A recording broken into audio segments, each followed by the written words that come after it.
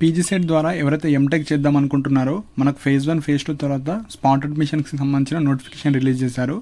So ఎవరైతే spot admissions ద్వారా MTech MArch చేద్దాం అనుకుంటున్నారో మనకు వేకెన్సీస్కి సంబంధించిన లిస్ట్ మనకు వెబ్సైట్లో అప్డేట్ ఇస్తారండి. సో ఫస్ట్ పాయింట్ వచ్చేసి ఎవరైతే ఈ ఎంటెక్ ఎంఆర్క్ ఇప్పుడు చేద్దాం అనుకుంటున్నారో వేకెన్సీస్ ఏ విధంగా చూసుకోవాలి, ఏ కాలేజ్కి వెళ్తే మీకు సీట్ వస్తుంది అది మాత్రమే ఎక్స్ప్లెయిన్ చేస్తాను. సో ఎవరైతే ఈ వీడియో కొత్తగా చూస్తున్నారో మనకు ఈ స్పాట్ అడ్మిషన్స్ ద్వారా కంప్లీట్ ఫీజు మీరే పే చేసుకోవాలి. మీరు ఎస్సీ ఎస్టీ కావచ్చు, మైనారిటీస్ కావచ్చు, కంప్లీట్గా మీరైతే అమౌంట్ పే చేసుకోవాలి. No fees reimbursement. So spot అడ్మిషన్స్లో మనకు ఫీజు రీఎంబర్స్మెంట్ అయితే రాదు. సో కంప్లీట్ మనకు కాలేజెస్ లిస్ట్ ఉంటుంది కదా, సో కాలేజెస్ లిస్ట్లో ఫీ ఉంటుంది పర్ ఇయర్ ఫీ. అది ఎంతైతే ఉందో అది మీరైతే పేమెంట్ చేయాలి అడ్మిషన్ అప్పుడు.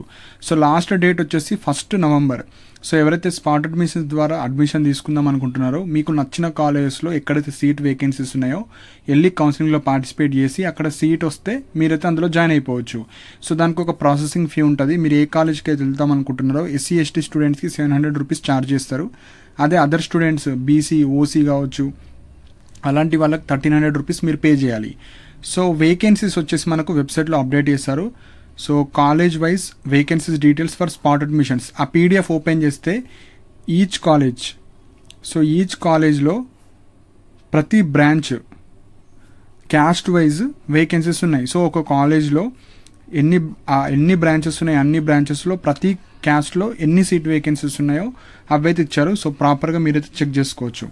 సో ఆ పీడిఎఫ్లో మీరు ఆల్ఫాబెటికల్ ఆర్డర్లో ఉన్నాయి అవి మొత్తం మనకు ఆల్ ఓవర్ తెలంగాణలో ఉన్న అన్ని ఎంటెక్ కాలేజెస్ ABCD ఈ ఆర్డర్లోనే మనకు ఆ కాలేజ్ లిస్ట్ ఉంటుంది. సో మీరు సపోజ్ ఒక కాలేజ్ వెళ్దాం అనుకుంటున్నారు, ఆ CBIT అనుకుందాం. సో C మీద చూడాలి. సపోజ్ వేరే కాలేజ్ ఏదన్నా ఉంటే మల్లారెడ్డి అనుకోండి, M చూడండి. సో ఆ కాలేజ్కి సంబంధించిన ఆల్ఫాబెట్ ఎక్కడైతుందో అందులో సెర్చ్ చేసుకోవచ్చు. సో ప్రాపర్గా ఇచ్చారు, అదంతా మీరు చూసుకోవచ్చు. సో కాలేజ్ నేమ్ పక్కన కోర్స్ ఉంది.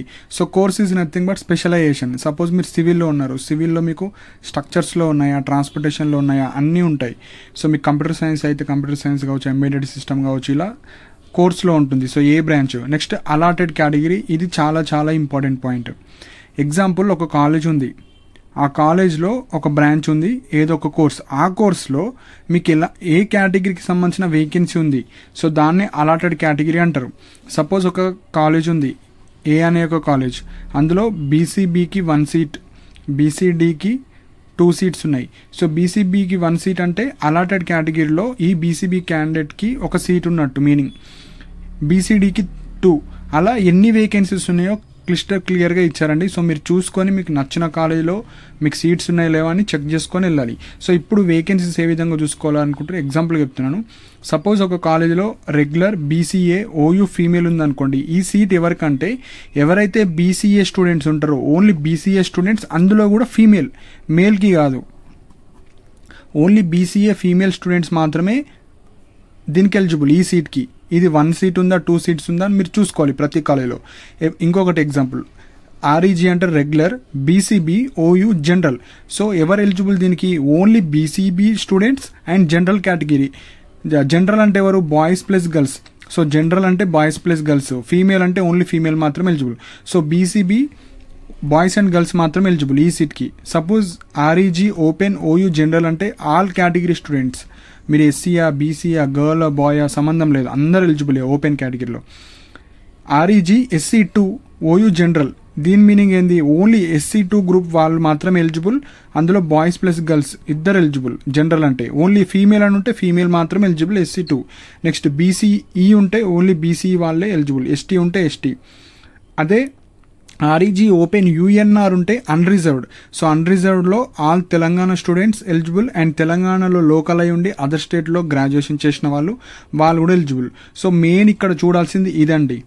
సో ఇక్కడ మీకు ఏ కేటగిరీ, BCA అయితే BCE వాళ్ళు ఎలిజిబుల్, BCB అయితే BCB, మీరు ఓపెన్ అయితే అందరు ఎలిజిబుల్. సో అండ్ ఇక్కడ కూడా గర్ల్లో ఉందా మరి జనరల్లో ఉందో చూసుకోండి. ఓన్లీ ఫీమేల్ అయితే ఫీమేల్ స్టూడెంట్స్ మాత్రం ఇస్తారు, జనరల్ ఉంటే బాయ్స్ ప్లస్ గర్ల్స్.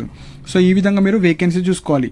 ఒక కాలేజ్ అనుకుంటున్నారు, ఆ కాలేజీలో ఆ కోర్స్ ఎలాంటి కోర్స్, ఆ కోర్స్లో మీ కేటగిరీలో సీట్ ఉందా లేదా చూసుకున్న తర్వాతనే మీరు ఆ కాలేజీలో వెళ్ళి అడ్మిషన్స్ తీసుకోవచ్చు. అది కూడా మనకు 1 నవంబర్ ఏదైతుందో దానిలోపే మీరు వెళ్ళి మీకు నచ్చిన కాలేజీలో అడ్మిషన్స్ అయితే తీసుకోవచ్చు.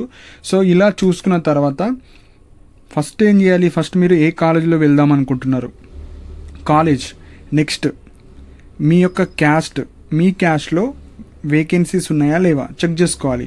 సో వేకెన్సీస్ ఉంటేనే వెళ్ళాలి, వేకెన్సీస్ లేకపోయినా మీరు జనరల్లో ఉంటే ఓకే. మీ క్యాస్ట్లో ఫస్ట్ చూసుకోండి, check in your caste. Suppose మీ క్యాస్ట్లో 1 or 2 వేకెన్సీస్ ఉన్నాయి, మీ క్యాస్ట్లో ఎవరు రాకపోతే మీరు టాప్ ఉంటే పీజీ సెట్ ర్యాంక్ చూస్తారు, మీరు టాప్ ఉంటే మీకు ఇచ్చేస్తారు. సపోజ్ మీ కేటగిరీలో సీట్ లేవు, ఓపెన్ కేటగిరీలో ఒక 2-3 ఉన్నాయి. ఓపెన్ కేటగిరీ అంటే అందరికీ ఎలిజిబుల్ అది. సో అందులో మీకు టాప్ ర్యాంక్ ఉంటే మీకు అయితే ఇవ్వడం జరుగుతుంది.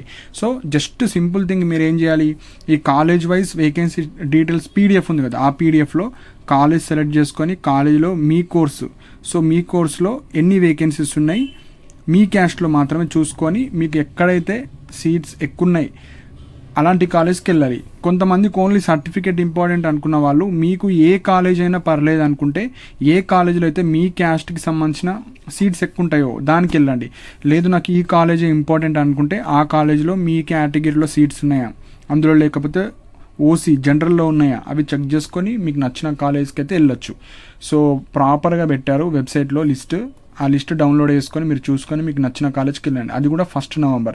సో ఈ ఛాన్స్ కూడా మిస్ అయితే నెక్స్ట్ ఇయరే మీరు ట్రై చేయాలి, పీజీ సెట్ కానీ గేట్ కానీ రాసి మీరైతే జాయిన్ అవ్వచ్చు.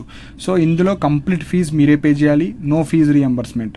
సో ఇవి ఇంపార్టెంట్ పాయింట్స్ అండి. సో ఇంట్రెస్ట్ ఉన్న వాళ్ళు మీరైతే అప్లై చేసుకోకు, కాలేజ్కి వెళ్ళి అప్లై చేసుకోవాలి. వెళ్ళేటప్పుడు 1 set of originals, 2 or 3 sets of xerox, ఈ processing fee and complete fees అదే రోజు పే చేసుకుంటారు.